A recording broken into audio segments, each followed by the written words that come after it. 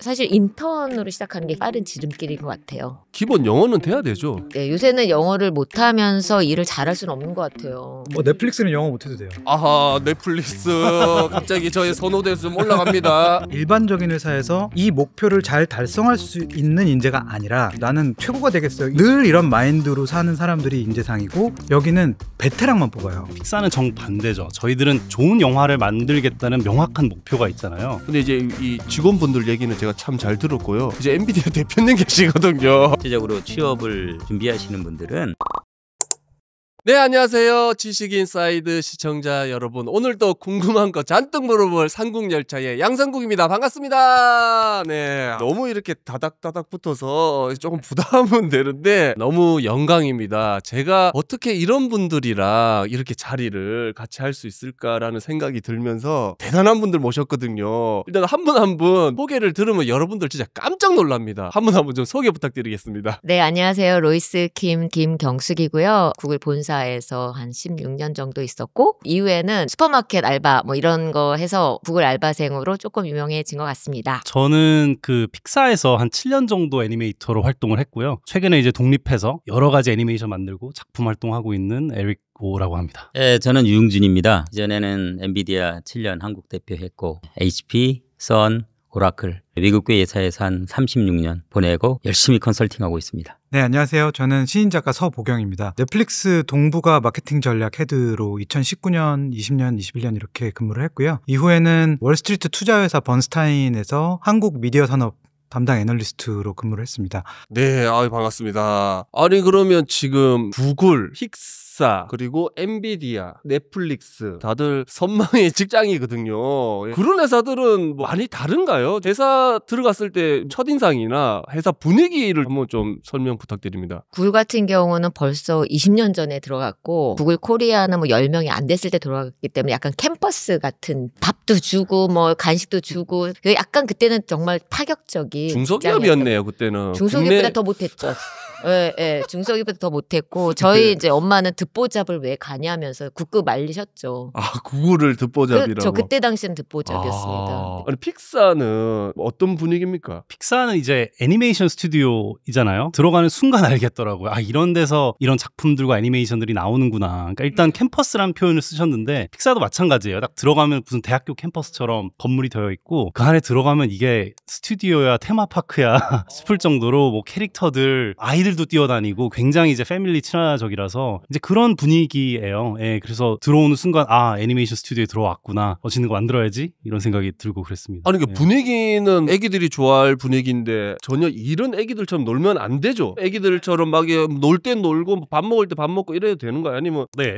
왜냐하면은 킥보드 타고 다니고 그 안에서 파티도 많이 있고 이런저런 문화들이 들어와 있는데 왜냐하면은 기본적으로 영화와 애니메이션과 예술을 사랑하는 사람들의 집단인 거예요. 회사이기 이전에. 그러니까 그런 거를 좋아하는 사람들이 모여 있다 보니까 그런 것들을 충족시켜 줄 수 있는 분위기는 기본적으로 잡혀 있고 그 안에서 이제 놀지만 정말 작품을 만드는 놀이를 하는 거죠. 전 세계 시가 총액 1위 예, 엔비디아 왜 나왔어요?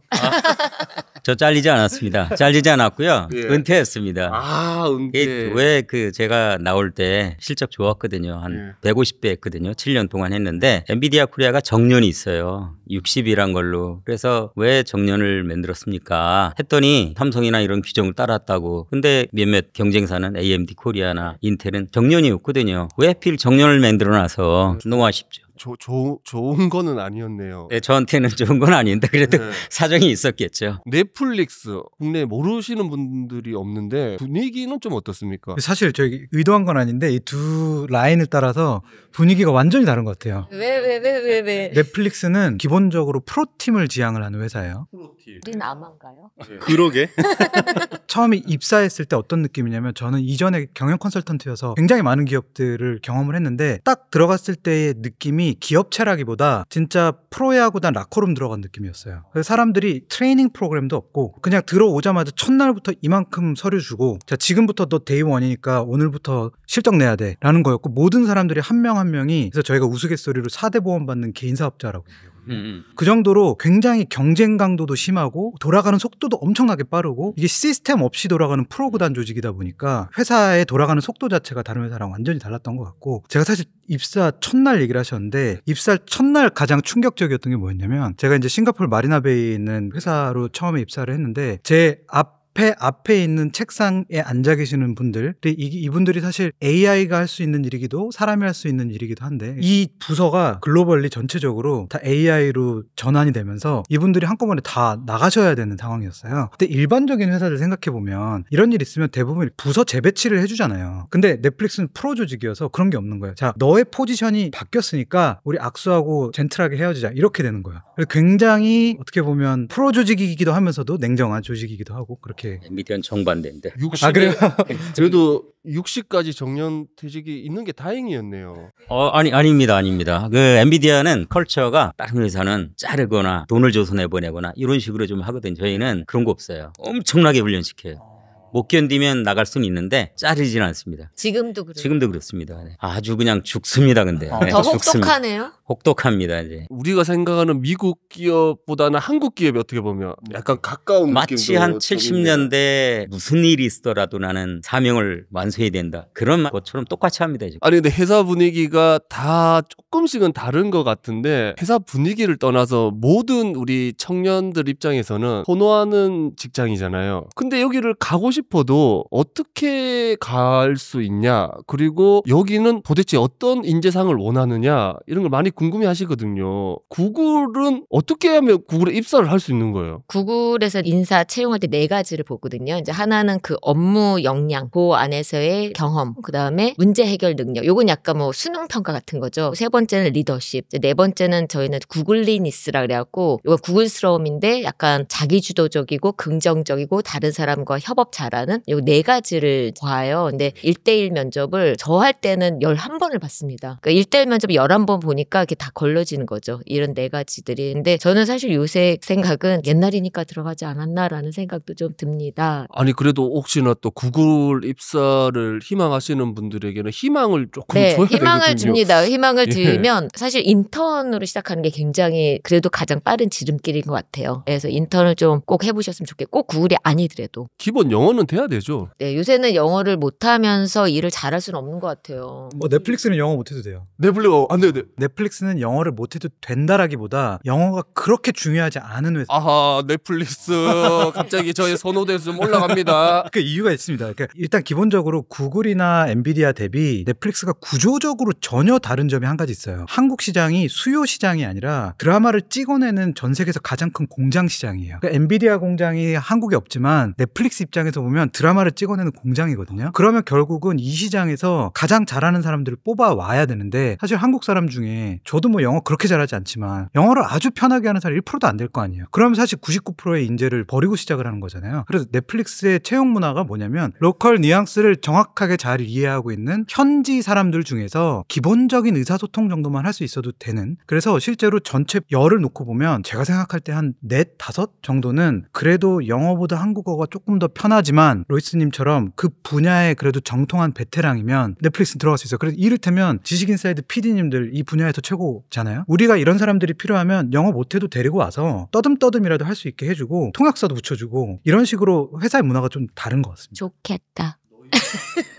너희 지금 나가려고 하냐? 넷플릭스로? 이력서 보내주시는 상품 열차는 누가 하냐? 아니 넷플릭스는 거네. 원하는 뭐 인재 상이 어떤 상입니까? 인재 상이? 그래서 그 인재상이 뭐냐면 일반적인 회사에서 이 목표를 잘 달성할 수 있는 인재가 아니라 목표 모르겠고, 예를 들면 우리가 야구 경기할 때 오늘 나는 5대2로 이기겠어 이러지 않잖아요. 최선을 다해서 순간순간 최고의 방어율과 출루율을 만들기 위해서 하죠. 그런 사람들이 인재상이에요. 왜냐하면 조직에 목표가 없는 조직이기 때문에 나는 100점을 받겠어요가 아니고 나는 최고가 되겠어요. 늘 이런 마인드로 사는 사람들이 인재상이고, 거기에 아까 구글처럼 말씀하신 대로 기본적인 포지션에서의 역량이 되게 중요한데 조금 다른 거는 여기는 베테랑만 뽑아요. 20대가 거의 없어요. 다 10년 차 이상, 15년 차 이상. 의외로 되게 젊은 조직일 것 같은데 생각보다 굉장히 베테랑들만 많은 조직이고 새로 들어오시는 경력직 분들 중에 50대, 60대도 계세요. 그 분야에 정통한 사람이라면. 그러니까 진짜 제가 처음 말씀드린 프로스포츠 조직 같다라는 게 이런 부분에서 좀 인재상이 다르다라고 봐주시면 될 것 같아요. 검증이 어느 정도 마친 사람이 들어가는 확률이 높은 거네요. 실제로 그래서 채용도 거의 한 80% 이상이 본사에서 인사팀이 직접 연락해요. 내가 지원해서 가는 경우보다 헤드헌터 거치지 않고 연락받아서 우리가 볼 땐 네가 여기 최적인 것 같은데 네가 좀 왔으면 좋겠어. 이렇게 들어오는 경우들이 많고 실제로 저도 지원 안 했는데 회사에서 연락이 왔었어요. 아니 그럼 픽사 분위기가 좀 자유롭다고 했는데 들어가는 건 자유롭지 않잖아요. 자유롭지 않죠. 근데 방금 작가님께서 말씀하신 포인트가 되게 흥미로운 게 픽사는 정반대죠. 저희들은 좋은 영화를 만들겠다는 명확한 목표가 있잖아요. 거기에 맞춰서 이제 맞는 인재나 탤런트나 어떤 멤버들을 영입하는 방식인 건데 영화에 대한 이해도가 당연히 있어야 하고 좋은 이제 협력자인가 콜라보레이션에 얼마나 오픈되어 있느냐 그런 부분 뭐 그런 건 당연히 다 보는 것 같고요. 저 같은 경우는 말씀하신 대로 저는 인턴으로 시작을 했어요. 네, 사실은 픽사라는 것도 구글도 그렇고 둘 중 하나잖아요. 아예 인턴부터 애기부터 시작하거나 아니면은 이제 어느 정도 이제 시니어나 벤처랑이나 돼서 들어오는 경우인 건데 간략하게 제 경험을 말씀드리면 10명의 날고 기는 애들이 다 모인 거예요. 세계에서. 픽사는 사실은 컴퓨터로 애니메이션을 만드는 회사예요. 저는 손으로 그리는 애니메이션만 공부를 많이 한 상태라서 이제 바로 픽사에서 이제 할 수 있는 어떤 미션을 수행할 능력이 없었어요. 근데 기본적인 이해도는 있으니까 3개월이라는 인턴십이 결국 트레이닝인 거예요. 재밌는 거는 이미 첫 주부터 누가 뽑힐지 알겠더라고. 아, 그래요? 10명 중에 한 2명밖에 안 뽑아요. 너무 처음부터 쟤는 너무 잘하는 거야. 그러니까 나는 이제 아니거든. 근데 저는 3개월 동안 열심히 했어요. 근데 그러고 이제 예상한 대로 저는 안 됐어요. 근데 딱 2달 후에 연락이 오더라고요. 에릭 너 혹시 어디 딴 데 아니라면 픽사 돌아올래? 그러면서 정식 채용이 된 거예요. 얘기한 게 에릭 너의 성장하는 과정을 봤다. 12주 동안에 이미 잘하는 애는 요만큼 뛰었지만 넌 여기서 이렇게 올라왔더라. 그래서 그 가능성을 보고 해줬고 그래서 한 6개월 동안 고생을 했지만 실제로 저는 빠르게 성장을 했고 제 세대의 사람들 중에서 가장 빨리 진급을 한 사람 중에 하나이기도 하고 그래서 그런 거를 또 보지 않았나 싶기도 해요. 돌이켜보면은. 아니 근데 이제 얘기를 이제 다 들어보니까 물론 이제 들어가는 것도 어렵지만 거기서 사실 결국은 본인의 실력을 다 증명을 해야 되는 거네요. 근데 이제 이 직원분들 얘기는 제가 참 잘 들었고요. 이제 엔비디아 대표님 계시거든요. 엔비디아 대표님 계신데 이분은 본인이 이제 뽑는 자리였거든요. 어떻게 보면. 어떤 인재사항이 뭐 딱 들어왔을 때 아, 저 친구는 확실히 다르다. 이런 게 그냥 몇 마디에서만 해도 느껴집니까? 이 재수죠, 재수. 예. 뭐 약간 농담 반 진담 조금 포함해 갖고 하는 건데 엔비디아 기준에서는 두 영역이 있지 않습니까? 이제 기술자, 엔지니어 쪽, 그다음에 이제 영업 쪽인데 제가 있었을 때는 영업은 말 그대로 관계를 잘하는 사람 이런 사람을 위주로 했는데 지금은 이제 영업도 반은 기술을 잘하는 사람으로 좀 바뀌었습니다. 사실. 그래서 엔비디아의 영업 쪽으로 지원하시는 분들도 엔비디아의 쿠다를 잘 알아야 되고 그다음에 실제 플랫폼을 잘 알아야 되고 특정 영역에 대한 솔루션도 잘 알아야 되고 뭐 이런 기본적인 깔림이 있어야 되고 엔지니어 입장은 더 심합니다. 그래서 실제적으로 취업을 준비하시는 분들은 엔비디아에 관련된 프로그램들이 있죠. 후다에 관련 DLI라고 이제 딥러닝 인스티튜트라고 특정 프로그램을 배우는 프로그램이에요. 이런 것들 익숙하고 엔비디아 엔지니어들하고 옆에서 칠퍽칠퍽 하면은 이러면 이제 기회가 좀 많아져요. 사실은. 그렇기 때문에 엔비디아가 역사적 사명을 띠고 아주 대단한 사람들 뽑는다. 그런 생각은 안 합니다. 기본적으로 플랫폼 잘 알고 솔루션 잘 알고 회사 컬처 잘 알고 리더십은 비슷하기 때문에 계속 좀 엔비디아 코리아나 본사나 이렇게 가까운 분들한테 접촉하고 배울 수 있는 기회가 뭐가 있는지 그런 것들 좀 들여다보고 이러다 보면 기회가 있을 때 그걸 딱 잡으면 된다고 좀 생각합니다. 아니 그러면 젠슨황 대표님은 어떤 사람들을 좀 좋아합니까? 요새 젠슨황과 엔비디아 컬처에 대해서 책이 2개 나온 게 있습니다. 엔비디아 레볼루션 그다음에 생각하는 기계라고 했는데 그 책을 보면 젠슨은 질문에 대해서 고민하는 사람들 그러니까 그냥 바로 단답형으로 정답을 갖고 하는 게 아니라 상대방이 질문했으면 일단은 리슨해야 되고 그다음에 언더스탠딩 해야 되고 그 기반으로 답변을 주게끔 그래서 직원들한테 젠슨이 질문을 했을 때 그냥 자기 상대로 하면 다시 물어봐요. 그럼 또 물어봐요. 몇 번 대응이 안 되면 그다음부터 이제 F로 시작하는 뭐가 나옵니다. 이제. 그렇기 때문에 잘 이해해라. 내가 말한 거를 잘 듣고 이해하고 그다음에 답변을 해라. 그러니까 사실은 계속 이게 우리 지금 보면 트레이닝 다음에 리즈닝하고 인프런싱하는 그런 것들을 계속 훈련하는 거죠. 그러니까 어떻게 보면 뭐 정확해야 되는 거네요. 얼렁뚱땅 그 상황을 모면하려고 하는 거는 아예 그냥 큰일 나는 거네요. 뭐 던집니다. 뭐 날라갑니다. 아, 그런 얘기를 하셔도 됩니까? 아, 이건 편집해줘야 돼. 저희가 이제 구글 입사 문제가 하나가 또 준비되어 있다고 하는데 저도 이런 거를 본 적은 없거든요. 나머지 분들도 구글 입사 문제는 모르시죠? 네, 몰라요. 네, 한번 같이 조금 한번 풀어보죠. 저희가 그러면 당신의 운명은 당신이 5센트 정도의 크기로 작아져 버립니다. 질량은 지금 현재의 밀도를 유지하고 있습니다. 그리고 당신은 유리 제조 믹서기에 던져집니다. 믹서기의 날은 60초 후에 움직이기 시작합니다. 자, 이제 당신은 어떻게 하실 건가요? 그런 걸 물어본다고요? 좋은 질문인데. 야, 엔비디아 대표님 좋은 질문이라고. 전 무섭다고 하고 있었는데. 근데 질량이 현재 밀도라는 게 앞뒤가 안 맞는 말 아니에요? 질량은 무게고 밀도는 덴시티인데 다른 개념이잖아요. 정확한 번역이 이게 아마 아닌 이게 것 이제 같은데? 그냥 영역을 해서 그런 것 같은데 근데 실제로 저런 거 물어봐요. 요즘도? 예전엔 했었는데 요새는 더 이상 하지는 않고 있어요. 저는 저런 거 고민하고 싶지가 않아요. 그냥 이제 당신은 어떻게 할 건가요? 작아져 버리고 갈린다 그랬잖아요. 그냥 갈리면 되잖아요.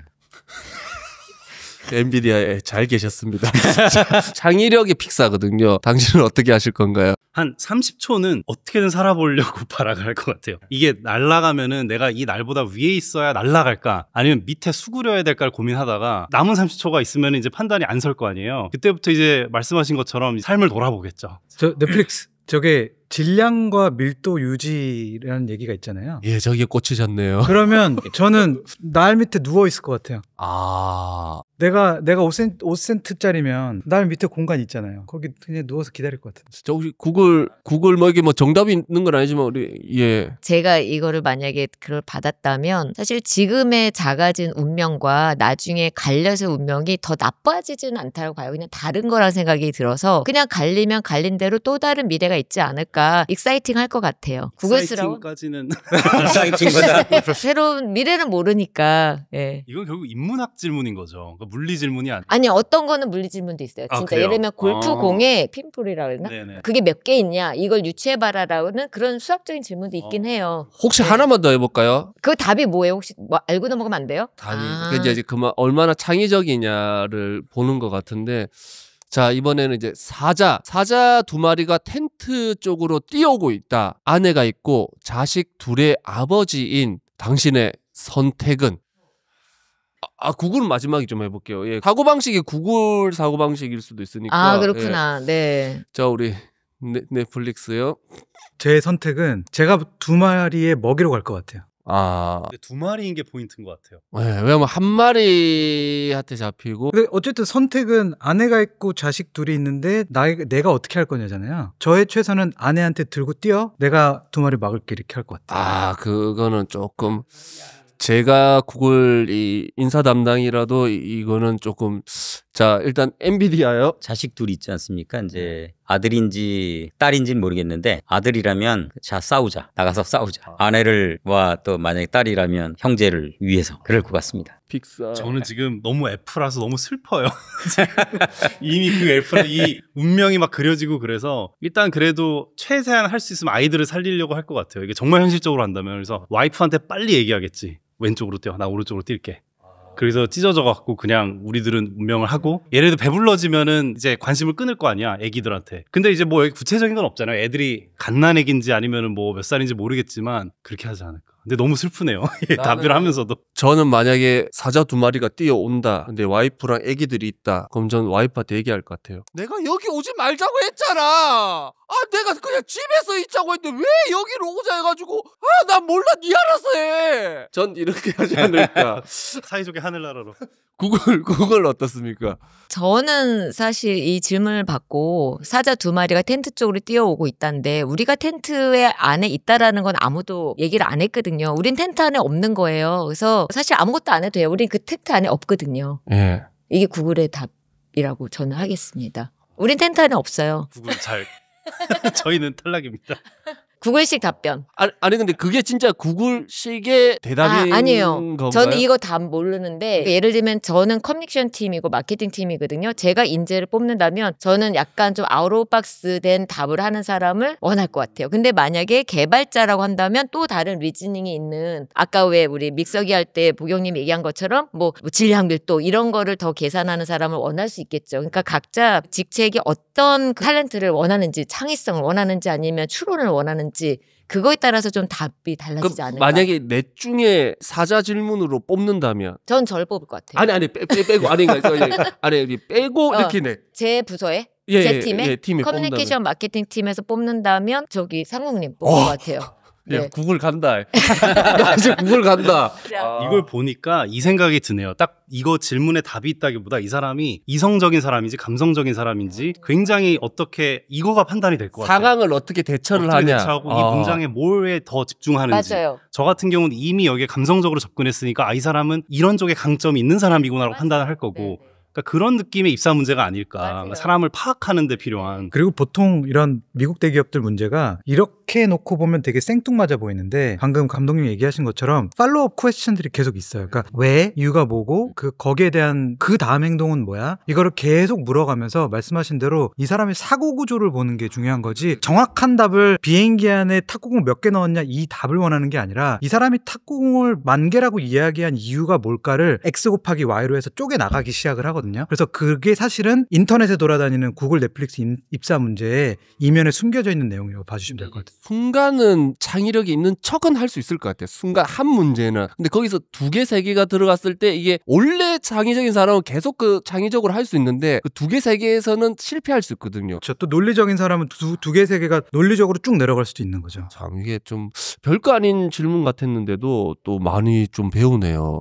우리 또 네 분은 사실 미국 대기업을 다니셨는데 실제로 회사의 대표님을 본 적은 있습니까? 네, 저는 많이 봤어요. 많이 뵈셨어요? 저는 이제 에릭 슈미츠라는 회장님 계셨고 그다음에 창업자가 세르게이 브린하고 레리 페이지 있었고 지금 순다 피차이도 그분은 이제 구글 CEO, 알파벳 CEO 굉장히 높은 사람이 됐어요. 예전에는 사실 직급으로 보면 저보다 낮았었거든요. 그러니까 저보다 엄청 승진을 빠르게 하셨고 지금 벌써 CEO가 되셨고 근데 그분들 보면 그럴만하다 이런 생각은 좀 들어요. 굉장히 판단 빠르고 겸손하시고. 제가 이런 질문을 드려도 될지 모르겠지만 밑에 있었다 했잖아요. 뭐 다른 부서니까 바로 밑은 아니지만 그래도 그쵸, 이제 제가 직급으로 보면 그쵸, 밑이었는데 그분이, 네. 그분은 왜 이렇게 올라갔다고 보시는 거예요? 일단은 그분이 프로젝트가 그때 크롬이라고 하는 브라우저를 이제 PM으로 했는데 크롬이 굉장히 히트를 쳤죠. 근데 그 사실 프로젝트 하나를 크게 설계부터 완성돼서 마케팅까지 성공적으로 하기가 쉽지는 않았는데 그거 하려고 그러면 사실은 뭐 기술도 알아야 되지만 다 조율하는 것도 알아야 되고 시장 마켓 상황도 알아야 되고 그러니까 굉장히 입체적인 걸 알아야 돼요. 그러니까 이분은 컴퓨터 사이언스 백그라운드도 있으면서 MBA를 하신 분이에요. 경영도 하신 분. 그러니까 사실 모든 게 참 조화롭게 드신 분이지 않을까라는 생각이 있는데 플러스 저는 이런 성격 이런 것도 굉장히 좋았다라는 생각이 좀 들어요. 우리 픽사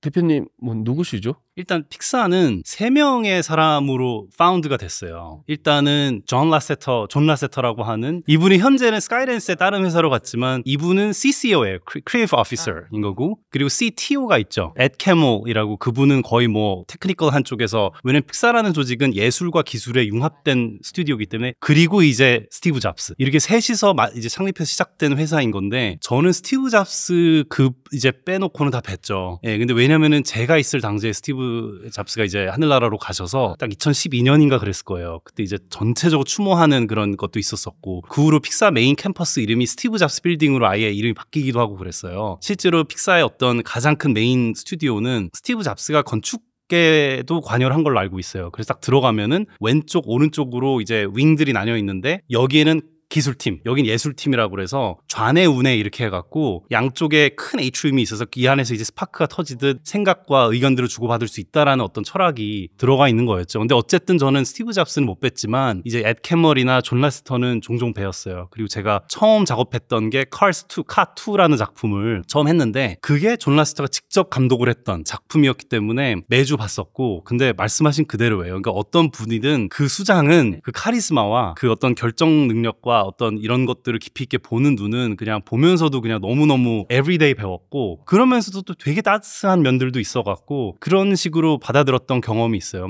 야, 근데 진짜 이런 대기업의 대표님을 실제로 보는 거는 어떻게 보면 쉬운 일이 아닐 수도 있잖아요. 럭키한 것 같아. 그러니까 이런 기업에 근무하는 거가. 그러니까 예를 들면 구글 같은 경우도 인터넷을 아예 발명하신 분이 빈트서프라는 분인데, 그분이 그냥 캠퍼스에 왔다 갔다 거리는 거여서 이분은 인터넷을 만든 사람이야. 검색을 만든 사람 창업자가 왔다 갔다 거리고 뭐 물어볼 수도 있고. 그러니까 진짜 사람을 만날 수 있다라는 게 가장 큰 강점이 아닌가라는 생각이 좀 들더라고요. 넷플릭스 대표님 아니 본 적 없으면 없다고 하세요. 그 괜히 또 멀리서 본 거 그걸로 하면 안 됩니다. 넷플릭스는 이게 제가 말씀드렸지만 굉장히 작은 조직으로 운영된다 그랬잖아요. 구글에 20분의 1밖에 안 돼요. 10,000명밖에 안 되거든요. 리드 헤이스팅스는 그 싱가포르 오피스에 굉장히 자주 오셨고, 정말 신기한 점은 다른 회사들도 그런지 모르겠는데, 일단 첫 번째 책가방 들고 그냥 혼자 다니시고 오셔서 방도 없어요. 어디서 일하시냐면 조그마한 랩탑 가지고, 우리가 캔틴이라고 하는 부엌 있죠. 자기 자리 없으니까 거기 가서 커피 드시면서 일하고, 직원들 왔다 갔다 하면서 그냥 Hi Reed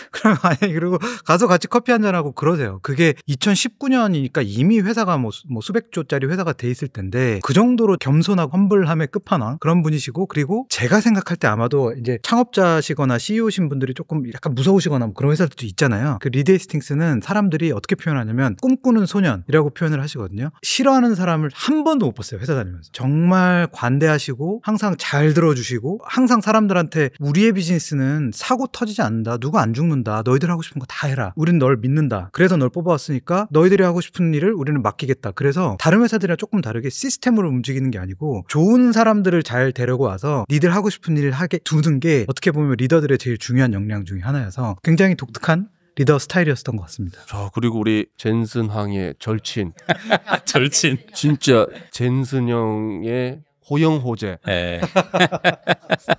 보니까 젠슨하고 사진 찍은 게 있어요. 썸바디가 얘기하더라고. 혹시 가족 아니냐고 얘기하는데. 가족까지 갑니까? 사실 저는 이제 감사하게도 이 엔비디아에 들어가서 만 7년 채우고 왔는데, 사실은 저희는 매 분기 쿼터리 비즈니스 리뷰가 아니고 이노베이션 미팅을 본사에서 했습니다. 거기서 이제 젠슨의 캐릭터들 이런 거 다 보이기도 하고요. 엄청 깨지죠. 칭찬보다는 주로 많이 좀 뭐 깬다기보다 약간 푸시를 많이 합니다. 사실은 그런 걸 보면서 저는 상당히 무섭게만 좀 느꼈는데, 이 양반이 이제 요번에 한국에 오셔서도 뭐 깐부 치킨 가서 이제 뭐 치맥하고 했잖아요. 양반이 삼계탕 아주 좋아하고 프라이드 치킨 아주 좋아해요. 그래서 산타클라라 가시면 거기 한국 식당에 그 치킨집이 있거든요. 거기 가면 가끔 보실 수 있어요. 사실은 그런 식으로 미팅할 때는 엄청나게 심해요. 아까도 말씀드린 대로 F로 해도 M으로 하든 아주 이런 것도 나올 수가 있는데, 딱 끝나면 아주 그 치킨 먹고 뭐 등등등등 하고요. 저희가 상상했던 거하고는 조금 다른데, 실제로 근데 이제 인간적인 면에서는 CEO들이 뭐 되게 좋을 수도 있는데, 일적인 부분에서는 집착을 하든지 아니면 뭐 압박을 가하든지 이런 거는 있지 않아요? 그래도 제가 150명 안팎되는 사람들이 1박 2일 그걸 하면서 어느 순간에 엉뚱한 얘기들이 이제 막 매니지먼트에서 나오면 젠슨이 한마디 탁 하잖아요. 마치 숨소리 하나 안 나는 것처럼 조용한 게, 그러면서 한 1분간 지속이 돼요. 어우, 너무 무서운 거 있죠. 그걸 어떻게 표현해야 되나? 하여간 위압감도 아니고 뭐 있어요. 하여간 오운어는 뭔가 있어요. 그 좌정을 꽉 잡는 뭐 아우라가 있어요. 사실은. 그래서 이 양반 존경스러우면서도 그때 보면 그 자리는 꼭 좀 피하고 싶은 거 있죠. 그런 게 있습니다. 근데 또 리더로서 어느 정도의 카리스마는 있어야 될 것 같은데, 되게 또 잘하는 리더는 이렇게 강약을 잘 조절하는 것 같아요. 그러니까 강할 때는 그냥 카리스마하게 딱딱하지만 또 굉장히 인간적인 점도 되게 많이 보여서, 유튜브 CEO가 있었는데 그분은 이제 구글 창업자들한테 창고를 빌려준 그 수잔 워치스키라고 하는데, 그분이 애가 5인가 6인가 되게 많아요. 근데 한국에 왔었을 때 이제 같이 프로젝트 하면서 애들 숙제했냐고 그거 다 하나하나 전화해서 묻더라고요. 그래서 와, 이게 엄마도 아무리 CEO고 돈 많이 벌어도 똑같구나, 그런 생각도 좀 들었어요. 저는 근데 이게 넷플릭스랑 또 좀 다른 면이 있는데, 저는 회사 다니는 한 3년 조금 안 되는 시간 동안 누가 누구한테 화를 내거나 저한테 화를 내거나 그랬던 거를 본 적이 없어요. 그거는 CEO부터 밑에 모든 사람들 다 마찬가지였는데, 이게 회사의 문화랑도 좀 연관이 있거든요. 뭐냐면 기대에 못 미쳤을 때 깔끔하게 바로 이별할 수 있으면 굳이 화를 낼 필요가 없어요. 무섭다. 무서워요. 그게 더 무서운 거예요. 사실은 인간미 다음에 업무적으로 무서운 게 없었냐라고 누군가 물어보시면 누군가가 화를 낸다는 거는 해결할 방법이 없으니까 화를 내시는 건데 해결책이 오케이 그러면 너보다 좀 더 뛰어난 친구를 뽑겠어가 해결책이 돼버린다 그러면 고생했다. 이게 더 무서운 거여서 사실 저는 넷플릭스 다니면서 그런 부분들이 더 약간 개인적인 공포였었던 것 같습니다. 젠슨은 단 여성들한테 화 안 내요. 특이해요 좀 하여간. 젠슨은 F를 많이 쓰고 여자한테는 화를 안 내고 한마디를 하면 1분 동안 모두가 조용해진다. 괜찮겠습니까?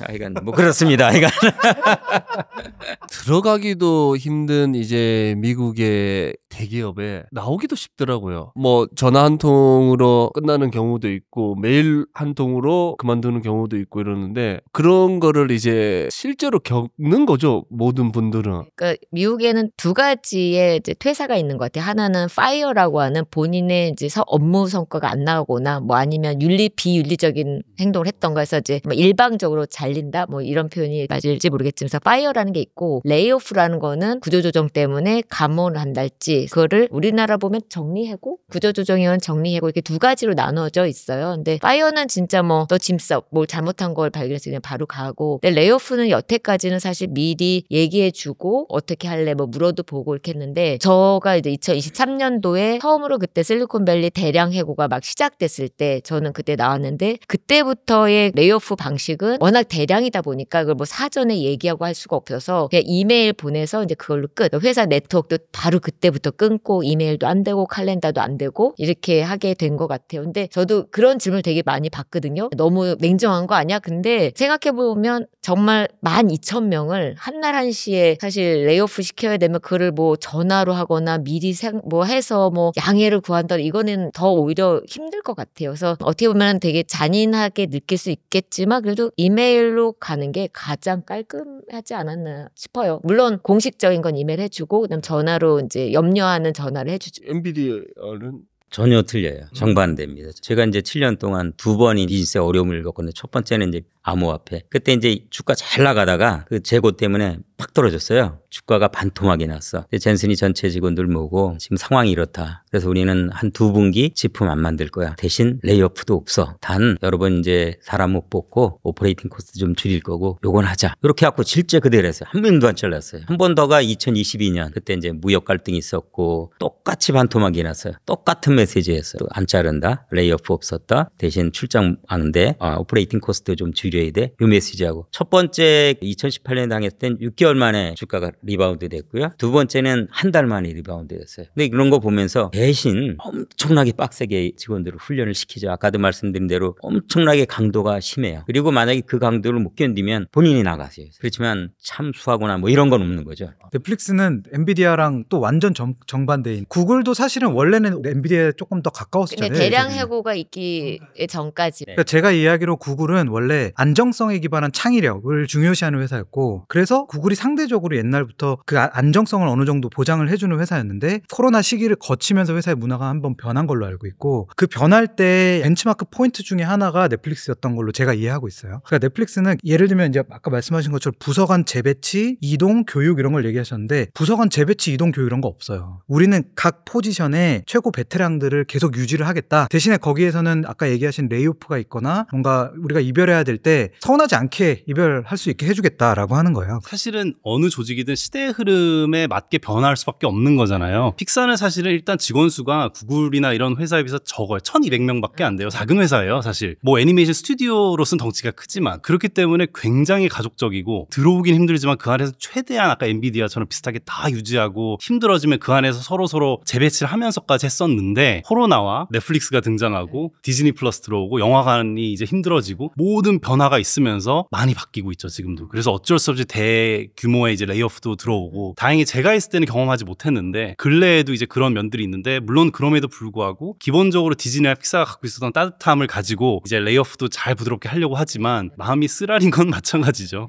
정말 제가 뭐 살면서 언제 이렇게 네 분을 이렇게 모시고 토크를 나눌 수 있을까 모르겠는데 정말 영광이었습니다, 개인적으로. 오늘 네 분의 말씀이 여러분들의 인생에 조금이라도 도움이 됐으면 좋겠습니다. 지금까지 삼국열차의 양상국이었습니다. 감사합니다.